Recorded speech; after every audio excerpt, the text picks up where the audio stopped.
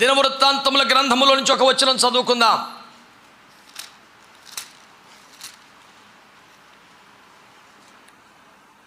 మొదటి దినవృత్తాంతముల గ్రంథం 5వ అధ్యాయం 2వ వచనం చదువుతారా? మొదటి దినవృత్తాంతాలు 5:2. యూదా తన సహోదరుల కంటే హెచ్చిన వాడాయను, అతని నుండి ప్రముఖుడు బయలువెడలను. అయినను జన్మ స్వాతంత్ర్యము యోసేపుదాయను. బిడ్డలారా, యూదా తన సహోదరుల కంటే హెచ్చిన వాడాయను, అతని నుండి ప్రముఖుడు బయలువెడలను. స్తోత్రం చెప్పండి గట్టిగా. హల్లెలూయా. ఇశ్రాయేలుకి ఎంతమంది కుమారులండి? మీ మౌనం నశించునుగాక, మీ నోర్లు తెరవబడునుగాక. చెప్పండి చెప్పండి. ఇప్పుడు గాక కూడా మళ్ళీ ఆమెనంటారా? చెప్పండి. ఇశ్రాయేల్ గారి కుమారులు ఎంతమంది అండి? పెద్దోడు పేరు ఏంటండి? యోధా నెంబర్ ఎంత అండి? అదే మనకి 2 ఏకం సిస్టమే అంతా కూడా.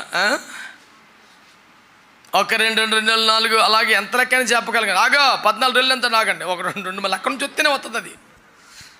నువ్వు మధ్యలో డిస్టర్బ్ చేయక నన్ను, ఆ వరుసలు వెళ్ళిపోయి. పెద్దోడు రూబేను తప్పు చేశాడు కానీ తీసేసాం. షిమ్యోను రోషం ఎక్కువ, కత్తికి పోతుందని చెప్పేసి అందరిని కొట్టేశాడు కాబట్టి పక్కన పెట్టేద్దాం.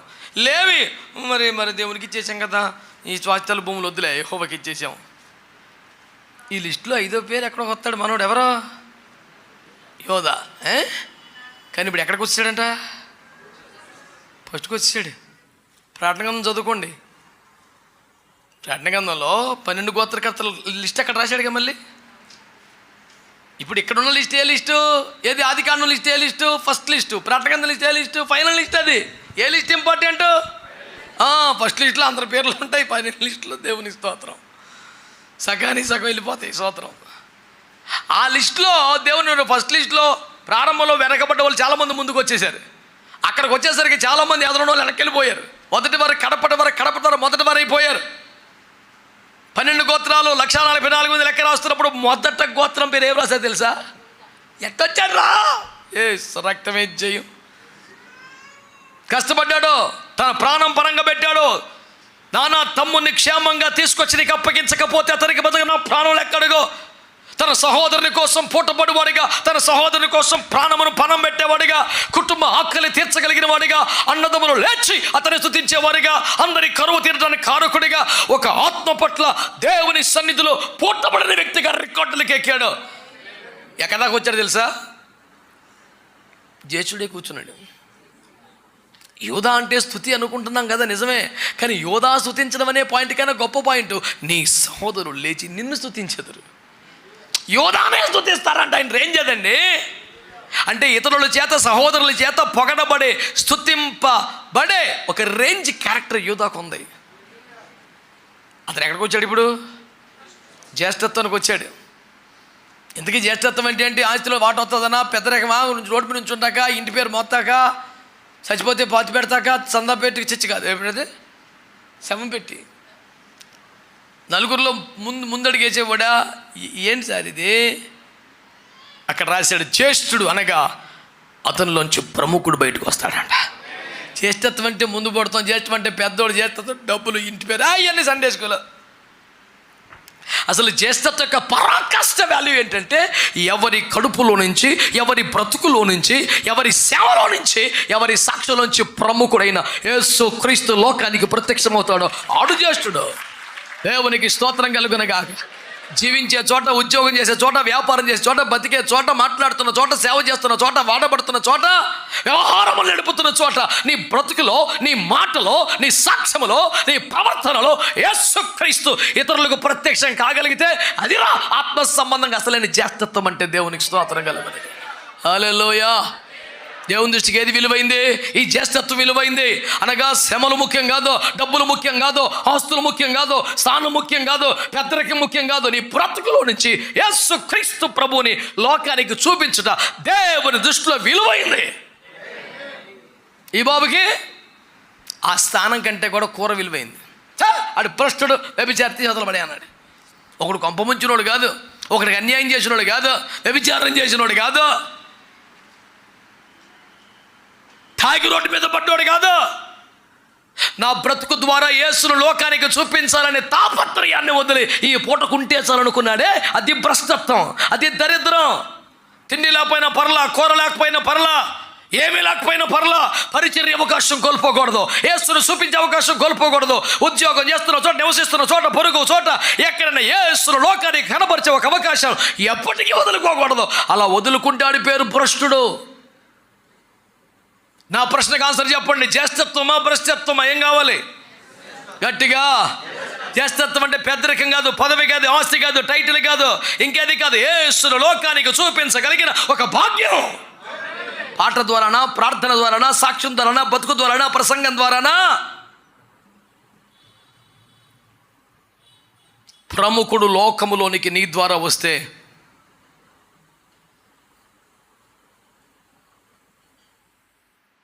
నీ నెంబర్ ఎంతైనా సరే, you will be the first one. 5వ వాడో 4వ వాడో వచ్చాయి లా ఫస్ట్లోకి. ఇప్పుడు స్తోత్రం మాట్లాడరే. మరి దావీదు గోత్రం, దావీదుకి ఇన్సార్ అన్నాడు. దావీదు నెంబర్ ఎంత? కొంపలో 8. పెద్దోడు వచ్చి గో మీద కొట్టాడు, అంత అడవుడు ఉంది, కానీ పోయింది ర్యాంకు. 8వ వాడు ఫస్ట్కి వచ్చేసాడు. ఇప్పుడు అన్నదమ్ముల ఇద్దరిలో యాకోబు నెంబర్ 2 ఫస్ట్కి వచ్చేసాడు. స్తోత్రం. అంటే 2వ వాడు ఫస్ట్ వచ్చాడు, 5వ వాడు ఫస్ట్కి వచ్చాడు, 8వ వాడు ఫస్ట్కి వచ్చాడు. నువ్వు ఏ నెంబర్లో ఉన్నా? గట్టిగా మేము చెప్పోసారి చెప్పా, విశ్వాసంతో గట్టిగా. నేడు ప్రార్థనలో, పరిశుద్ధతలో, సమర్పణలో, పరిచయలో నువ్వు వెనకబడిపోయి ఉండొచ్చు, చివరి వాడవై ఉండొచ్చు, చల్లారిపోయిన వాడవై ఉండొచ్చు. ఈ రోజు దేవుని వాక్యాన్ని స్వీకరించగలిగితే, రోషం తెచ్చుకోగలిగితే, ధైర్యం తెచ్చుకోగలిగితే, నేను అన్నాని కంటే, డబ్బుల కంటే, వెండి బంగారం కంటే, ఈ లౌకిక ప్రాపంచిక సంపదల కంటే దేవుని లోకానికి చూపించి ఆధ్యాత్మిక జీవితానికి మొదటి ప్రాధాన్యం ఇస్తాను అనే రోషపు తీర్మానానికి రాగలిగితే వచ్చి కూర్చుంటావు నెంబర్ 1 ర్యాంకులో. గట్టిగా విశ్వాసంగా చప్పట్లు కూడా. అదా పవర్ఫుల్గా వేసి రక్తం ఎక్కువ. హల్లెలూయా. అడవడో నీకు ర్యాంక్ ఎత్తమేంటి అమ్మాయిగా? మరి ఏంటో నుండి నెంబర్లు అలా కేటాయించాడు. నెంబర్లు అంటే నువ్వు రా ముందుకే. తిండిని పక్కన పెట్టే దమ్ముందా? నిద్ర తగ్గించుకునే దమ్ముందా? డబ్బు ప్రాధాన్యత తగ్గించే దమ్ముందా? ఆర్థిక ప్రయోజనం లేదని తెలిసి పరిచయంలో నిలబడే దమ్ముందా నీకు? స్వప్రయోజనాన్ని పక్కన పెట్టి సేవ కొరకు నడుం కట్టుకునే కెపాసిటీ ఉందా? నీ నెంబర్ 1 తిరుగులేదు. ఎవడ తీస్తాకి? ఎవడిచ్చిన నెంబర్ కాదు, తీసేస్తాకి. వేసిన ప్రభు వేసిన నెంబర్ అది. ఎవడు తీస్తాడు? ఇంకా రూబేను కోల్పోయాడు, యోధా కొట్టుకొచ్చాడు. లిస్టులో చాలామంది తమ స్థానము కోల్పోతున్నారు. ఎక్కడో అట్టడు కూడా ఎగబాకి పొజిషన్కి వచ్చేస్తున్నాడు. ఏ యోగ్యత ఎందుకు పనికిరాని నేను కూడా ధైర్యంగా విషయంలో సాక్ష్యం చెప్పగలను. మా అన్నయ్య మా అక్కతో పోల్చుకుని, ఇంట్లో ముగ్గురు మేము, నేను లాస్ట్ వాడిని. మా అన్నయ్య మా అక్కతో పోలిస్తే నేనంత తెలివైనవాడిని కాదు, అంత బాగా చదివేవాడిని కాదు. ఇప్పుడు ఫెయిల్ అయిపోలేదు, మరి అత్యవసర మార్కులు ఏం కాదు, కానీ వాళ్ళకన్నా ఒక్క మార్కు ఒక్కసారి ఎక్కువ తెచ్చుకోరా అని శీతక పీకే చూడమని డాడీ నన్ను. అదే స్కూల్, అదే పుస్తకాలు, అదే తిండి, అయ్యే బట్టలు, ఎక్కడ నీకు లోడ్ చేయాలి, నీ మార్కులు ఎంత తొక్కుతున్నాయి అనేవాడు. ఈయన భోజనం బాగానే పెట్టాడు, బట్టలు బాగానే పెట్టాడు, కానీ మరి యేసు ప్రభు కొంచెం ఐక్యూ తక్కువ వేసాడేమో నాకు అనిపించేది. నీకేం తక్కువ చేశాడు, నీకు మార్కులు తక్కువ, టపాటాపనాలు పీకేసేవాడు. ఏడుతువే తప్ప ఉపకారం లేదు. ఎన్ని వేల మంది జనం ఉన్న, ఎంతమంది చుట్టాలు ఉన్న సంఘస్థలు అందరూ రే యూజ్లెస్ ఫెలో ఇటారు అనేవాడు నన్ను మా డాడీ. రే పనికి మానోడా, రే రారాయిటో అనేవాడు. నన్ను పిలిపే అది. ఒకసారి దుఃఖం కలిగేది, కానీ నిజమే కదా, ఒక్కసారి నా అన్నయ్య కన్నా అక్క కన్నా 10 మార్కులు ఎక్కువ తెచ్చుకుని ఉంటే ఆ పేరు పోయి ఉండేది. నాకు ఏడుపు వచ్చేది. కొత్త గొప్ప ట్రై చేసేవాడిని, కుదిరేది కాదు. చిన్నప్పటి నుంచి చర్చిలో పర్ఫెక్ట్గా డ్రమ్ము కొడతాం. ఆ మాత్రం అందులో మాత్రం అంకడతకి ఎవడు సరిపడదు భూమి మీద. పెంటికోస్టల్ డ్రమ్ము కొట్టాలంటే జపని జాతర తర్వాత అని పేరు వచ్చేసింది. అంత బేబచ్చు. డ్రమ్ము సంకలు వేసుకొని సువార్త దండయాత్రలకు వెళ్తే ఈ మొక్క ఇలాగా చర్మం ఊడిపోయి రక్తం వచ్చేసి ఆ తిమ్మిరికి నాకు తెలియట్లే. ఎవడో రక్తం వస్తుందిరా అని ఎవడో చెప్తే చూసుకున్నా అన్నప్పుడు అన్ని గంటలు నాన్ స్టాప్గా వాయించేవాడిని. ఏ రెడ్డి కాలేజీలో డిగ్రీ చదువుకున్నాడు, అదే కాలేజీ గేటు ముందు నుంచి కొన్ని వేల మంది విద్యార్థులు చూస్తుండగా మెరలో డమ్ములు వేసుకొని సువార్త దండయాత్రలు కొట్టుకుంటూ వెళ్ళాను. తెల్లారిపోతున్న కాలేజీకి వెళ్తే రే మంగళోడు వచ్చాడరా, రే బ్యానిమల్ వచ్చాడరా, రే మాదిగోడు వచ్చాడరా, నా చుట్టూ నిలబడి రకరకాల కామెంట్ చేశారు. నేను చాలా కాంప్లిమెంట్గా ఫీల్ అయ్యాను, హ్యాపీగా ఫీల్ అయ్యాను. ఏందన్నా పెట్టుకోండి పేర్లు. భయపడి సిగ్గుపోయి పారిపోతాం కానీ క్యాంటీన్ కాళ్ళ మీద కలిసి కూర్చున్నాను, అనుకుంటారు మీ ఇష్టమని. వాళ్ళే కామెంట్ చేసి ఎగతాలు చేసి ఇచ్చిపోయి వెళ్ళిపోయారు. అరిచెవుడు అలిసిపోతాను, నాకేటి నొప్పి, దజ్జ కూర్చోవడమే. ఇప్పుడు నన్ను ఏదో అన్నారు కానీ నిన్నే వేసుకోమని ఊరేగించాను నేను. నా డ్యూటీ పూర్తి అయిపోయింది. డ్యూటీ దిగిపోయినాడు మీ ఎరుపులేడు అమాయకులారా. నిన్నే దిగిపోయింది డ్యూటీ, నేను దేవునికి స్తోత్రం. మళ్ళీ డ్యూటీ ఎక్కినప్పుడు మళ్ళీ సేమ్ డిపార్ట్మెంట్, ఏం భయం ఏమీ లేదు.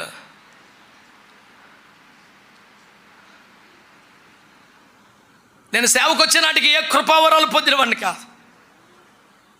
గట్టిగా అరగంట వాక్యం చెప్పటం రాదు, వెళ్ళిపో అని చెప్తే దేవుడు వెళ్ళిపోయిన సేవకు. బైబిల్ ట్రైనింగ్ లేవు. పరిచర్య చేయటం, దైవజనుల బట్టలు ఉతకటం, షూ పాలిష్ చేయటం, మందిరాలు తొడవటం, కార్పెట్లు ఉతకటం, ఇవన్నీ నెంబర్ 1 వచ్చు. వాక్యం చెప్పటం రాదు. శనివారం రాత్రి అంతా సిద్ధపడితే 20 రెఫరెన్స్లు 30 రెఫరెన్స్తో ప్రసంగం తయారు చేసుకుంటే ఆదివారం పావు గంట 2 నిమిషాలు మొత్తం అయిపోయింది. చాలా ఆవేశంగా ఆసక్తిగా చెప్పేసేవాడిని. నేను సిద్ధపడింది అయిపోయింది కనుక ప్రార్థన చేసుకుందాం అని అంటే విశ్వాసులు ఇంకా సేవ చెప్పండి బాబు అనేవాళ్ళు. నాకు రాదు, ఇంకా నాకు వచ్చిందంత అయిపోయింది. అద్దాకి ఇదే పని అంటే ఎక్కువసేపు మా ప్రార్థన చేసుకోవాలి మోకరించా అని అరిసి దెబ్బలాడి మోకరింపు చేసి ప్రార్థనలు చేసి అందరూ పంపించాలి. వెళ్ళిపోయిన తర్వాత ఆదివారం ఇప్పుడు 11 12 మోకాలు ఎత్తే సౌరం అయిపోయేది, ఎడుతున్నాడు అని. నాకు బాగా పాటలు పట్టడం రాదు, రమ్ము కొడతాం తప్ప ఏ వరాలు లేవు. కనీసం అరగంట వాక్యం చెప్తున్నాను, ఎందుకు పిలిచావు సేవకి? నాకు వాక్యం చెప్పడం కూడా రావట్లేదు.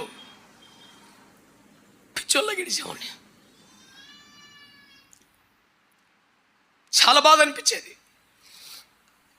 ఎక్కడికి వెళ్ళిన సేవకులు ఆయన ప్రార్థన చేస్తే అద్భుతాలు జరిగినాయంట, ఆయన ప్రార్థన చేస్తే స్వస్థతలు జరిగినాయంట, ఆయన ప్రార్థన చేస్తే మృతులు లేచారంట, ఆయన చేతులు వేయగానే పరిశుద్ధాత్మ నింపబడుతున్నారంట అని చెప్తే వెంటనే సైకిల్ తిప్పుకొని ఇంటికి వచ్చేసి ఏడిచేసేవాడిని. ప్రభు నా సంగతి ఏంటి?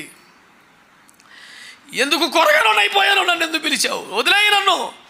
ఏదో ఒక పాస్టర్ గారి దగ్గర నమ్మకంగా పరిచయం చేసుకుంటా, విశ్వాసం ఉంటా, రమ్ము కొట్టుకుంటా, నేను సేవ చేయలేను, నా వల్ల కాదు, నేను పనికి రాను.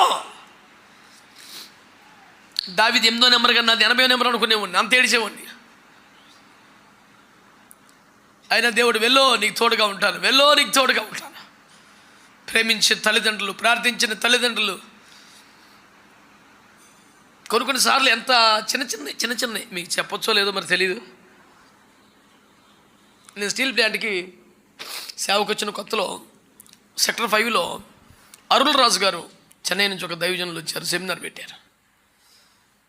సేవకు వచ్చి కొంతకాలం 10 ఏళ్ళు అవుతుందిలే.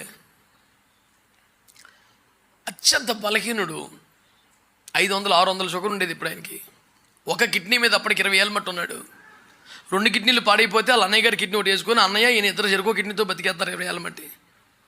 500+ షుగర్ ఉంటుంది ఇప్పుడు. ఇద్దరు పట్టుకొని స్టేజ్ ఎక్కించాలా, నిలబడి మాట్లాడటం మొదలు పెట్టాక బలమైన అభిషేకం ముందు నిలబడేవాడు.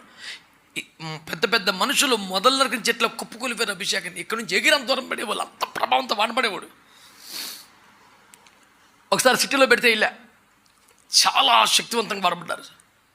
టౌన్షిప్లో పెట్టారు, వెళ్తే వెళ్ళా చాలా మంచిగా వాడబడ్డారు. అంత కూటమైపోయాక ఎంత గొప్ప దైవజనుడు కదా, ఒకసారి ఆయనతో ప్రార్థన చేయించుకుందాం అని మెల్లిగా స్టేజ్ మీదకి. అప్పటికి స్టేజ్ మీద పాస్టర్లు ఉన్నారు, ఆ మీటింగ్ పెట్టిన పాస్టర్లు అందరూ కూడా నేను తెలుసు. పిలిచారు, స్టేజ్ మీద ఉంచారు, ఏదో ప్రార్థన ఇది ఇచ్చారు. ఆయన దగ్గరికి వెళ్ళి కుర్చీలో కూర్చుంటే కింద మోకరించి అయ్యా చిన్న ప్రార్థన చేయండి అని అడిగితే ఆయన నాకు చాలా నీరసంగా ఉంది బాబు, ఓపిక లేదు, I'm tired, I cannot pray now అన్నాడు. నేను ఇంకా బ్రతిమాలుతున్నా, ఒకసారి ఇట్లానే వెళ్ళిపోతాను. ఆ నిర్వాహకులు వచ్చి బాబాయ్ ఇబ్బంది పడకలేక అని నా రెక్కబట్టుకొని లాగేశారు. అక్కడి నుంచి ఏడుచుకుంటూ ఇంటికి వచ్చా. నాకే ప్రత్యేకమైంది లేదు, కనీసం ఒక ప్రార్థన ఆశపడ్డాను. రైనాడు బొంకే లాంటి దైవజనులు చేతులు ఇస్తే దీవించబడ్డ దైవజనులు చాలా మంది ఉన్నారు. నాకు ఈ చిన్న దైవజనుడు కూడా నాకు ఆ భాగ్యం లేదని ఏడ్చుకుంటూ ఇంటికి వచ్చి తిండి తినకుండా ప్రార్థనలో ప్రభు స్పష్టంగా రాత్రి నాతో మాట్లాడి దర్శించి ఒక దర్శనంలో ప్రభువే తన చేతులు 2 నా మీద పెట్టినట్టుగా చూపించారు. ఆ దర్శనం చూసినప్పుడు నాకు అనిపించింది, సరే నేను ఒక దైవజనుడు చేయి వేయలేదని బాధపడుతున్నాను, నేనే నా చేతులు వేసాను కదా. ఒక ఓదార్పు వచ్చింది, ఒక ధైర్యం వచ్చింది. సర్లే ప్రభా, నువ్వే చేతులేసి ఇంక నాకు కరువేంటి, చాలయ్యా. ఇప్పటికేదో నెంబర్ 1 పొజిషన్కి వచ్చానని చెప్పట్లేదు నేను. ఎప్పుడు ఒక కొరత, దుఃఖం, దిగులు ఉండేది. అలాంటి నన్ను, గట్టిగా 100 మంది సంఘం లేని నన్ను దేవుడు కృపలో మెల్లిగా తీసుకెళ్ళటం ప్రారంభించాడు. ఈరోజు IFJ విజ్ఞాపనోద్యమంలో నాతో కలిసి మోకరించే దైవజనులు కనీసం 3500 మంది సేవకులు ప్రభు నా చేతికి అప్పగించాడు. ఒక మంచి దైవజనుడు ఎవరైనా ఎత్తిమి చేయబడితే బాగుండు అనే ఆశలో నుంచి ఈ పనికి మళ్ళీ జీవితం ఈ చేతులు. కనీసం ఒక 2000 మంది పాస్టర్స్ని ఆర్డినేషన్ చేశాను ఈ రోజుకి నేను. ఎవరు చెయ్యను నా మీద పడితే బాగుండనే స్థితి. నేను చేతులుంచి అభిషేకించిన సేవకులే కనీసం 2000 మంది అయ్యారు. ఎవరైనా నా మీద చేయి పెడితే బాగుండని కోరుకున్న బతుకు కనీసం 17,000 బాప్టిస్మాలు ఇచ్చిన ఈ చేతిలో. పనికి మాలోడా అని పిలిపించుకున్న స్థితి. ఎన్ని దేశాలు, ఎన్ని రాష్ట్రాలు, ఎన్ని లక్షల జనం.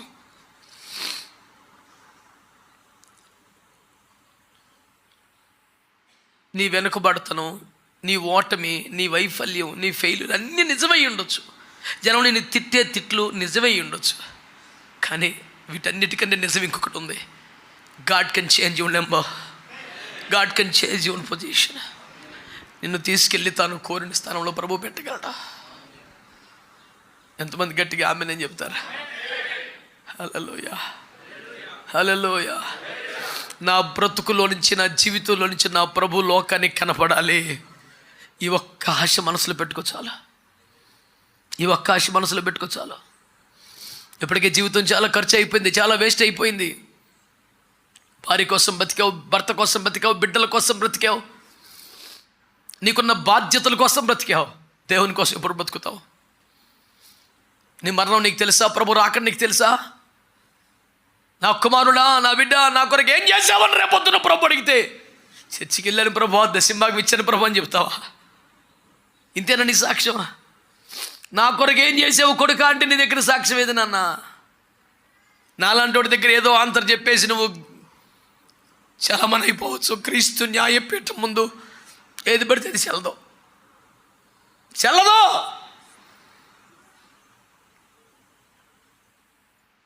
హృదయ రహస్యములు బయలుపడు ఆ భయంకరమైన దినమున వాని క్రియలకు తగిన చేతం ప్రభు ఇవ్వబోతున్నాడు.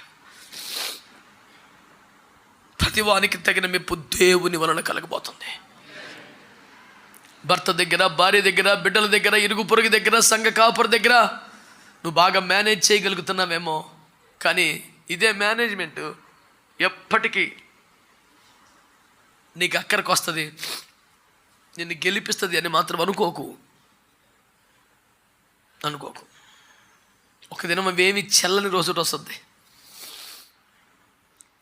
ఏ రాజు తన సేన బలము చేత తప్పించుకొనలేడు, ఉగ్రత వస్తే దేవుడికి అని వాక్యంలో ఉంది. You cannot simply escape from the judgment throne of Jesus Christ. You must give your account for each and every deed, not only deeds, each and every word. ప్రతి మాటకు లెక్క చెప్పాలంట. ఆ రోజు అలా ఎందుకన్నామంటే గబుక్కున అనేసారు బాబు, చల్లగా మాట గబుక్కున అంటామేంటి? నిన్ను కొనుక్కున్నాను నేను, నిన్ను గబుక్కున మాట్లాడితే అత్త కుదురుద్ది. గద్ద రెక్కల మీద మోసినట్టు మోసుకొచ్చా నిన్ను. మీరు నాకు స్వకీయ సంపాద్యంగా, నాకు స్వాస్థ్యంగా మీరు ఉండాలన్నాడు ఆయన. ఏదో ఒక మాట చెల్లుబాటు అవ్వదో. ఈరోజున దేవుని వాక్యం నీతో నాతో మాట్లాడుతున్న సంగతిని నువ్వు సీరియస్గా తీసుకోవాలి.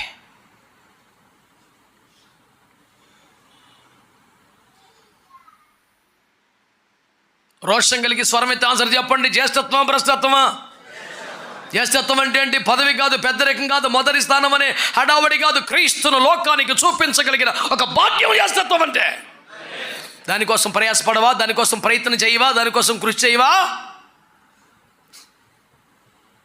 వచ్చి వెళ్ళిపోయే రకంగా ఉంటావా?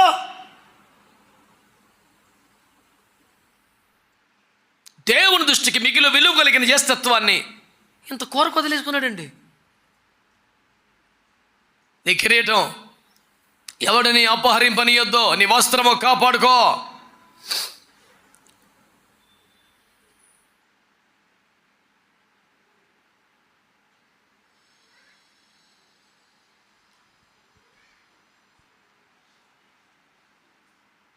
నీలో ఉన్న వాక్యమును దుష్టుడు ఎత్తుకెళ్ళిపోతాడు. ఆకాశ పక్షులు అనే వాక్యం ఉంది కదా, వాక్యం అనే విత్తనాలను మనలో వచ్చి ఎత్తుకెళ్ళిపోతాయి. నిద్రపోతూ ఉంటే జాగ్రత్త అనే వాక్యం ఉంది కదా. ఒక భక్తుడు ఎలా చెప్పాడంటే, శిష్యులు కునికి నిద్రిస్తున్నారు, వాళ్ళు చేసిన అరెస్ట్ చేశారు అంటాడు. చాలా కవితాత్మకంగా మాట్లాడాడు. నీ ప్రభు అంటే నీలో ఉన్న వాక్యమే కదా, వాక్యమే దేవుడు కదా. నీ భక్తి జీవితంలో మెలకువగలిగి లేకపోతే, నిద్రాణ స్థితిలో ఉంటే, బలహీనంగా ఉంటే, జోగుతూ ఉంటే, కునుకుతూ ఉంటే, నీకున్న ఉపదేశం, నీకున్న రోషం, నీకున్న నీయ ఆ ప్రతిష్ట ఎత్తుకుపోయే ప్రమాదం దుష్టుడు. దేవుడు నాటిన విత్తనాలవి ఆ ఉపదేశం, ఆ పునాది సిద్ధాంతం, ఆ మూలోపదేశం నీలోంచి ఎత్తుకెళ్ళి పోకూడదు. మెలకువగలిగి కాపాడుకోవాలి దాన్ని. నువ్వు పోవడానికి వీళ్ళే.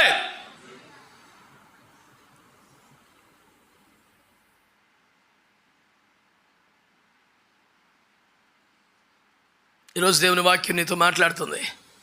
దేవుని దృష్టికి ఏది విలువ కలిగింది? ఆమేన్. ఏది విలువ కలిగింది దేవుని దృష్టికి?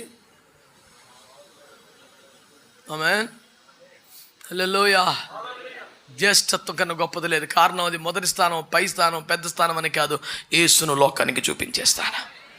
ఏ విధము చేతనని యేసుని పైకెత్తే, యేసును మహిమపరిచే, ఇతరులకు యేసును కనపరిచే ఒక అవకాశం నీ జీవితంలో, నీ పరిచయలో వస్తే దాన్ని పోగొట్టుకోవద్దు. దానికోసం ఏదైనా వదులుకో, దేనికోసం దాన్ని మాత్రం వదులుకోవద్దని దేవుని సేవకుడిగా నేను మీకు జ్ఞాపకం చేస్తున్నాను. దేవునికి స్తోత్రం చెప్పండి.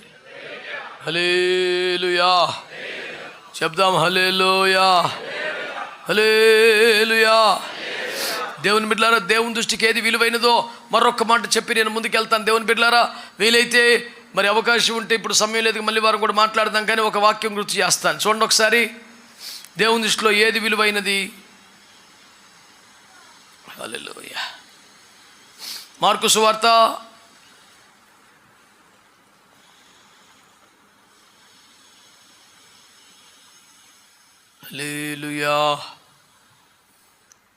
14వ అధ్యాయం 3 నుండి ఓపికగా.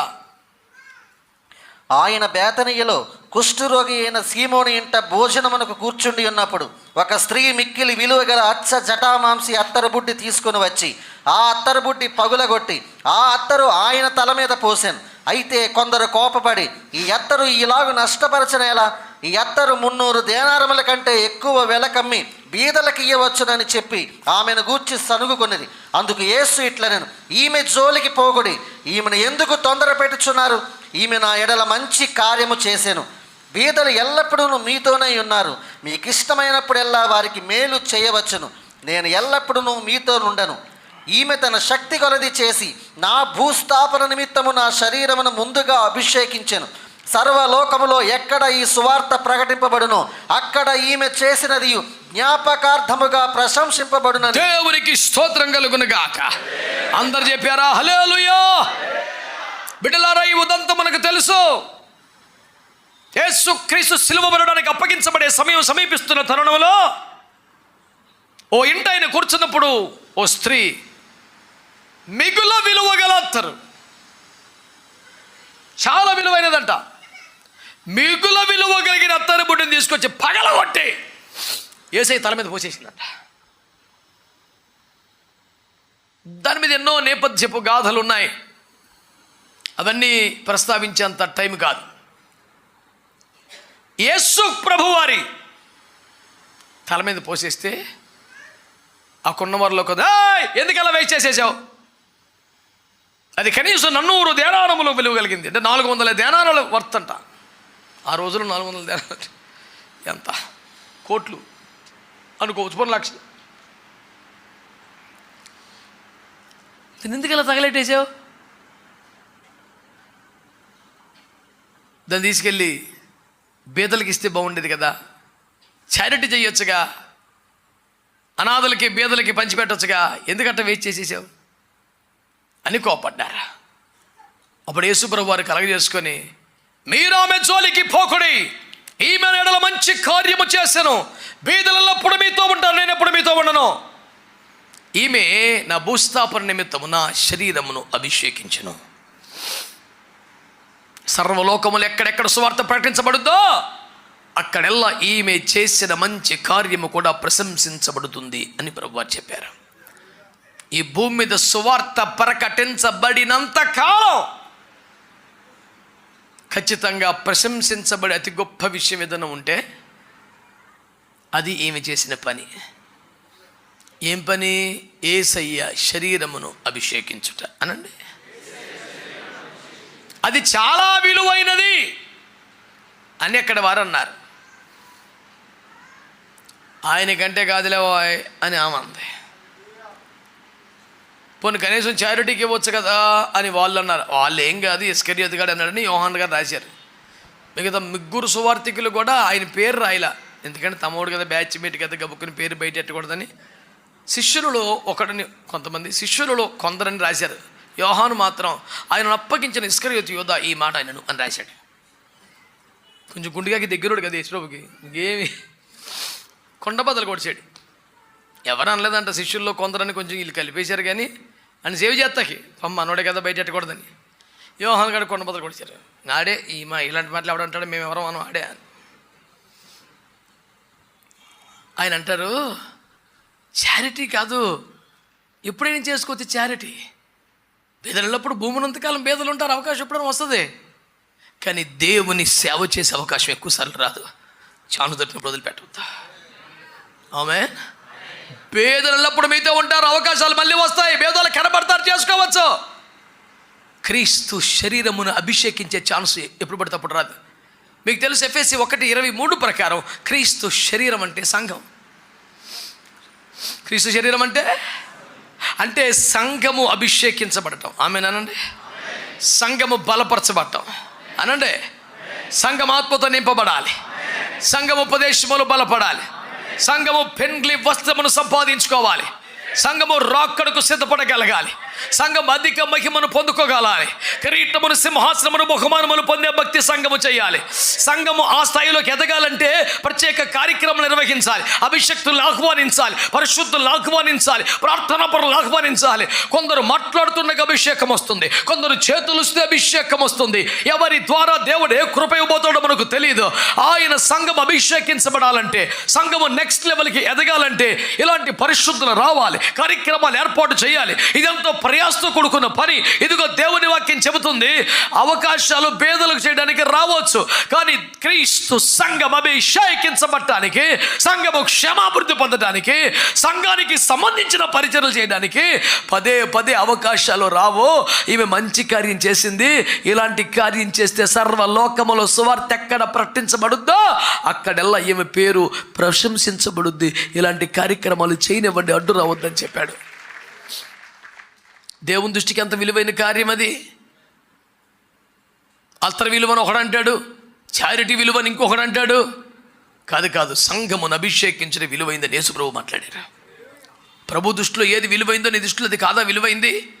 సంఘ క్షేమాభివృద్ధి కోసం, సంఘం ఆత్మతో నింపబట్టడం కోసం, సంఘం అభిషేకించబట్టడం కోసం, సంఘం రాకడ సిద్ధపడటం కోసం, దేవుని పోలికల స్వరూపంలో ఎదగడం కోసం, మహిమగల రాకడకు మునుపటి కంటే అధికమైన మెరుగైన సిద్ధపాటును పొందడం కోసం, సంఘము మీదకి అభిషేకము దిగి వచ్చినట్లుగా నీకున్న విలువైన దాన్ని ఖర్చు పెట్టవలెనన్న యేసునాథుని బాధ నీ నెత్తికెక్కిందా ఈ పూట?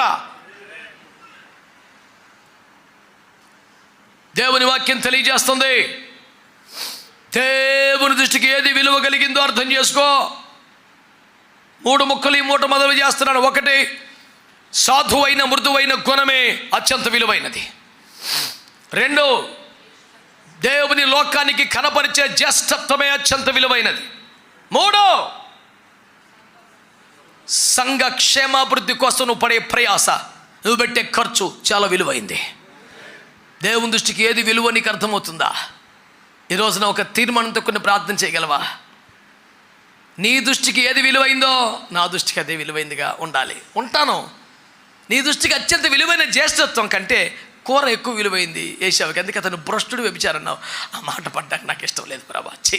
ఇంత బతుకుబద్దట్టి పిలుపు, ఆ భ్రష్టుడు వ్యభిచారని పిలుపు నాకొద్దు. శ్రేష్ఠుడు జ్యేష్ఠుడు అనే పిలుపులో ఉండాలని ఆశపడుతున్నాను. ఎంతమందికి ఒక తీర్మానంతో కొన్ని ప్రార్థన చేసే ఆసక్తి ఉంది? మీకు అవకాశం ఉంటే మోకాళ్ళు వేయండి. చాలా తీవ్రంగా ప్రార్థన చేయవలసిన సమయం ఇది. హల్లెలూయా.